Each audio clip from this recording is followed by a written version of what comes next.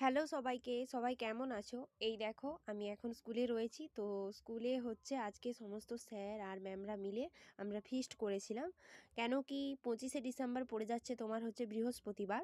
আর যেহেতু হচ্ছে এটা অগ্রহায়ণ ও পৌষ মাসের বৃহস্পতিবার, তো আমাদের প্রত্যেকের বাঙালি বাড়িতে হচ্ছে এই দিনটা নিরামিষই রান্না হয়, কারণ কি লক্ষ্মী পুজো হয়।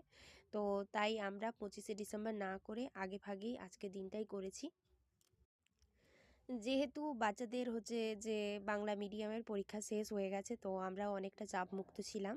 তো তাই সবাই মিলে সিদ্ধান্ত নিলাম এবং হচ্ছে আজকের দিনটাই ডিসাইড হলো। তো আজকে আমাদের হচ্ছে যে ফিস্টের মেনু ছিল তোমার হচ্ছে চিলি চিকেন আর ফ্রায়েড রাইস। আর এখানেই দেখো স্যালাড কাটা রয়েছে, এই যে ফ্রায়েড রাইস হয়েছে।